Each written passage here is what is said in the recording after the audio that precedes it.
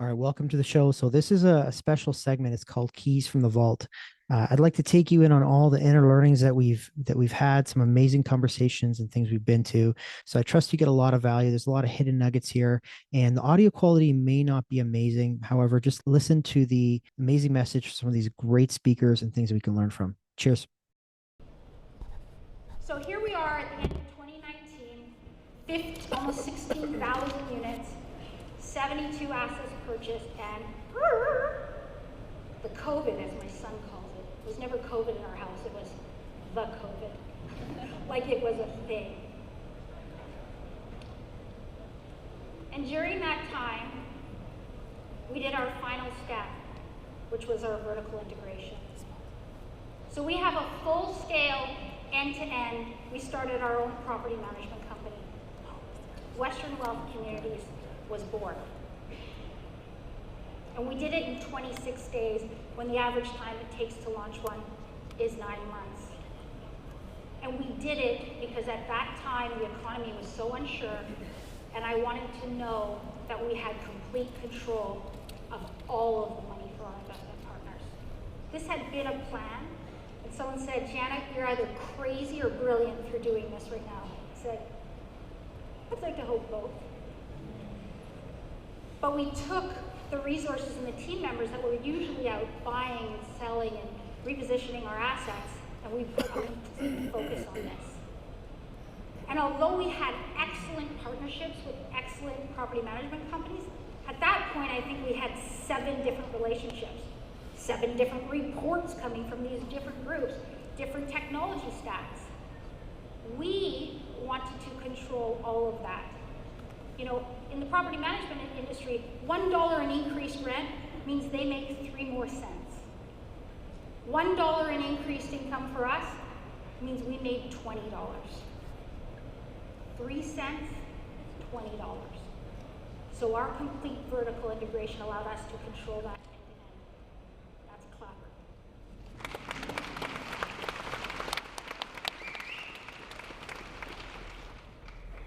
So here we are, 2023, just about hitting $6 billion in transactions, 30% annualized returns to our investment partners. 1%.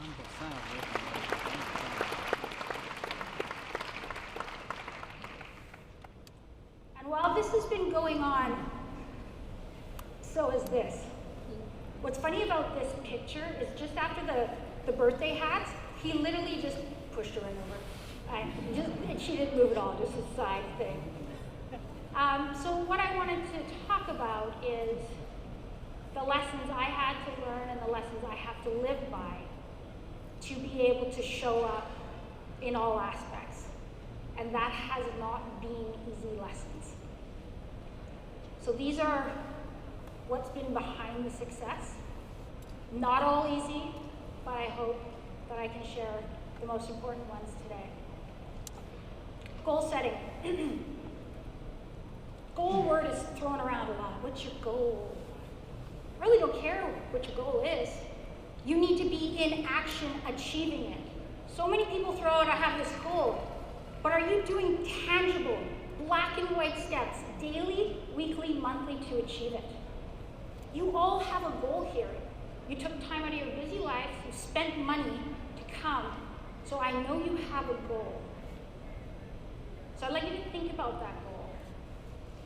But what I want you to do on your piece of paper here is write down one thing you are going to do before the end of the weekend that gets you towards that goal. And if I ran into you tomorrow, I would say, is it crossed off? I want no gray. In my world, there is no gray. There are things I have to do every day, and there is no question, well, it kind of got done. No, it didn't. Day, week, month. 2 things that you are going to complete this weekend, this week. Hold yourself accountable outside of the gray. Number 2, you need to have low tolerance. Most people say, oh, I have a high level of tolerance. No, you should have a very low level of tolerance. You cannot complain about what you tolerate. Think about that. You don't get to complain about the team member that comes in late and say under your breath they're lazy if you haven't dealt it up with them. You're allowing that to happen and you're complaining about it. No. You don't get to complain that your pants don't fit while you eat chips. Okay? No, we do it too much. We complain. And it's funny, you won't even realize how much you're doing it until you put that on your wall.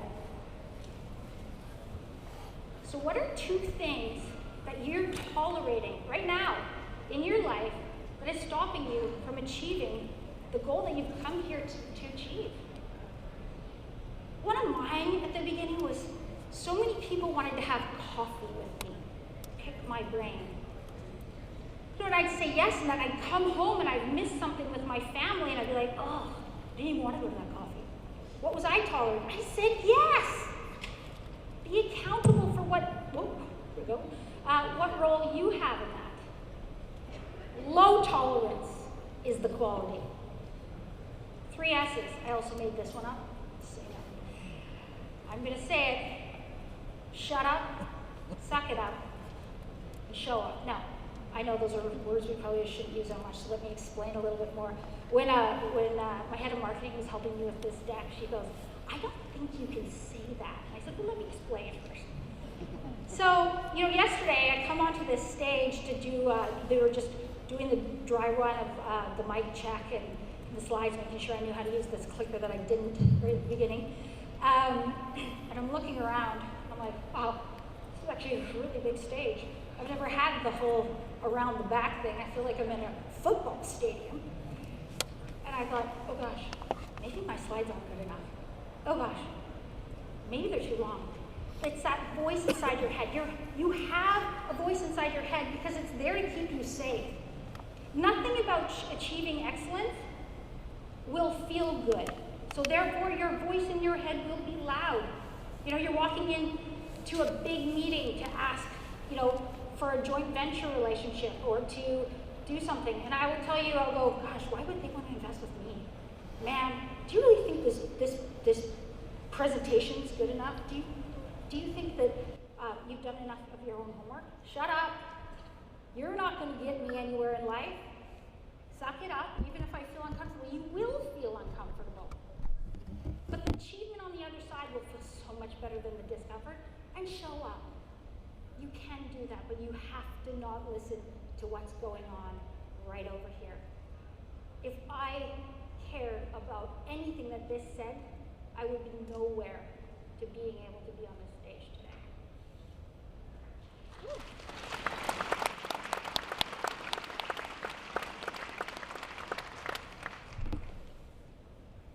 Pencil versus pen. I learned this the hard way. I want you to take your calendar. My EA and I actually use this language in my calendar. What am I penning and what am I penciling? Pen means it doesn't change. I don't even know if whiteout's a thing anymore anyways, but it doesn't change. My child's sports activity, preparation for this investment committee, a meeting with some friends that I haven't seen in a long time. Pen, pencil. 3 weeks out, there is a lunch meeting. It needs to happen sometime in the next 6 weeks. Let's set it. It should happen. It's not a pen. It needs to happen in the next 6 weeks, not the next 3. Pencil. And then commit to your pens. They cannot change. And once you have that color coding going on, you get very clear in what you need to do today, what you need to do this week. Use that language. That would be nice. I would love to get that done, but I have to get that done. That's my black and white and those steps to my goals. Black and white. You must fail to succeed.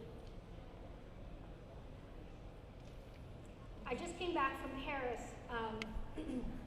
because there's a study that's gone on. It's its 3rd year, and there's 32 countries, and it's a study on the trends of entrepreneurship, specifically female entrepreneurship. So I represented Canada, and there was a number of other countries. We talked about the trends we were saying. And one of the number one trends in people who want entrepreneurs, so I want to be an entrepreneur, but of those, 67% were scared to fail. Okay, well, that's a problem. You must fail to succeed, but maybe, just maybe, why don't you look at it a little bit differently? The first time you buy an investment house, what does your coach, or what do you always hear? Write offers. Not one, a lot of offers. And yes, the first one gets rejected. Did you fail? Oh, that was a stepping stone and a necessity to success. And during that writing of that offer, you learn something. And you continue to learn something. Change your perspective on failure.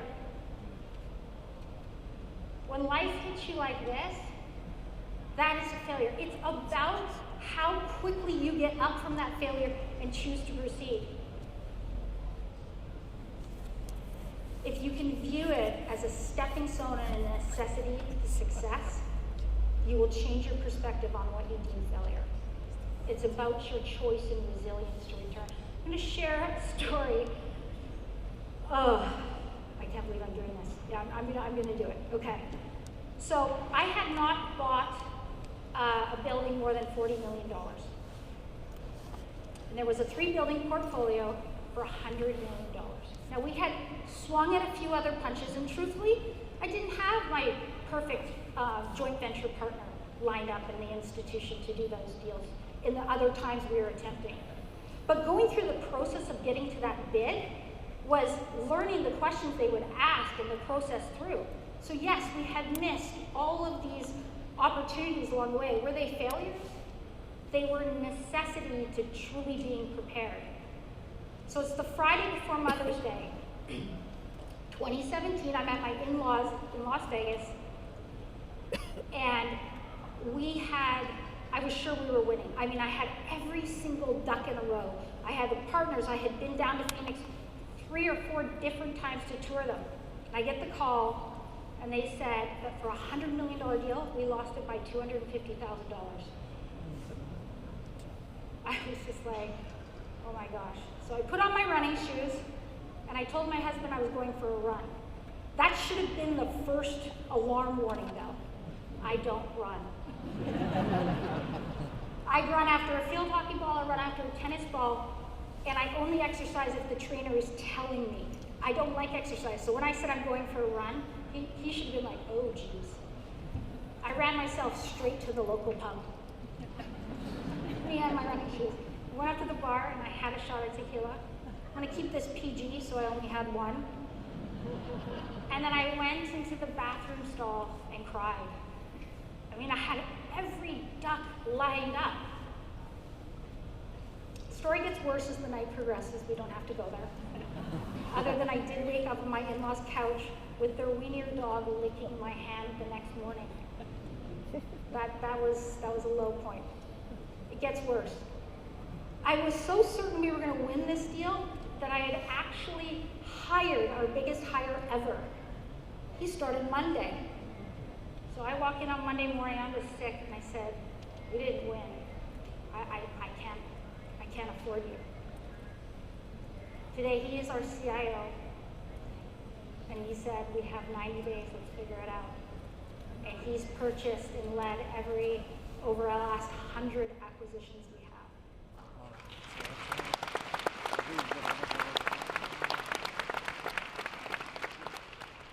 It is a stepping stone and a necessity. How quickly you choose to rebound is what really matters. Shoulding, I didn't swear, I said shoulding. What we believe society thinks we should be doing. Let's talk about shoulding. Bake sales. Ugh. I don't like baking. I don't like it. I'm not good at it. I'm not above buying the baked goods and putting it on the paper plate and bringing it to my kids' school. I am not above that. I do that. But I do not bake. If my daughter says, Mom, can we bake together? I will absolutely bake. That's time with her. But I should make it home goods for the bake sale. No, I should not. I should say yes to going to the neighbors down the street dinner on a Sunday because they asked us. No, I should not. It's okay to say no. That's time with the family. I should sit in this meeting because it was scheduled for an hour, even though we accomplished everything in 20 minutes. No, you should not. If I shoulded my way, that's funny. If I shoulded my way through life, following these norms, you will not get there. Shut up. Shut up. So write that down. I ask you, what is one should you're going to give up? And I want you to pen it and have a little tolerance to it. My final lesson, the three-legged stool. I don't care how many legs you have on your stool. I have 3. You can have as many as you like. Mine are my working career, health, kind of happiness, girlfriends, and then my children, my husband, and my family. These are never exactly balanced, but they all need attention. You can wobble some, but if you ignore one of your pillars, whatever your pillars are, you will break. It will fall over. So when you're looking at your calendar, I don't balance that on a given week. I balance it, my goal is a given month. There's been times in my career where it's been a quarter. That's really bad. That will not be sustainable. But if I want to have wild, great success, I have to pen each one of those legs at different times and be conscientious that I'm filling all 3, all 4, whatever your bank accounts. Think of them as bank accounts. They all have to be fed. They all have to be fed.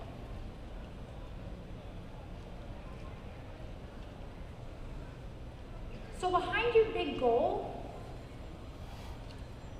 I want you to be very clear on what your why is. Your why may change, but when you're tired, when it's hard, when you've had the fall down, you need to remember the why, because that's what's going to give you that final oomph. It's like when you're running a marathon. It's not your athleticism that gets you over the line. It's your why. It's your grit. It's your heart. Otherwise, no matter how fit you are, it would be really hard to do. It's your heart or your why. So when I started Western Wealth Capital, my why was to do something I loved and to replace my income so I could be with my children more. That was my why. That is not my why today. See, going through this process of buying these apartment buildings, it's horrific the way some of these are treated. There's no lights in the parking lot, so a mom or somebody walking alone in dark, it's dangerous. They don't feel safe. There's no shade sail over the playground, so the children don't get sunburned. There's no seat for you to be able to sit on. I grew up in a town of 7,000 people, and in 2016, I realized that 20,000 lived in our communities. Half of your life is spent at home. We had a responsibility to offer a quality level of living, a place to be respectful. So my why changed. And it hasn't stopped. Oh, what did I do there? We said, we're going to do business on human terms, but not just term sheets alone. This industry is a capitalist industry and it needs to change. And it can be both. Woo.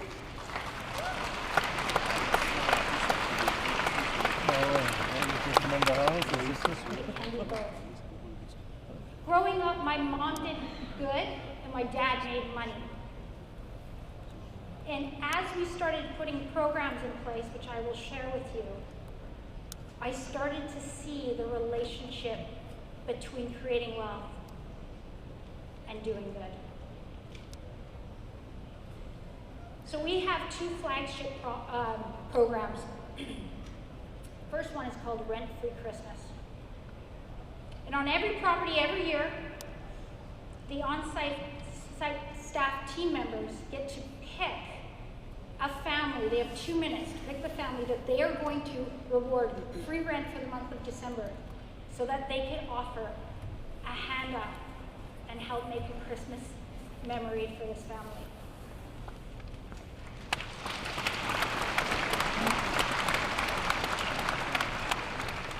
Those are submitted,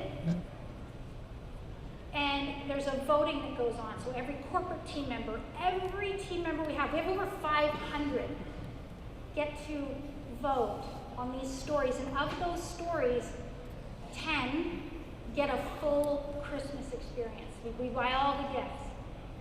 And I send this to my mom, and my children sit, and you get to read it, and it is the most centering and humbling time.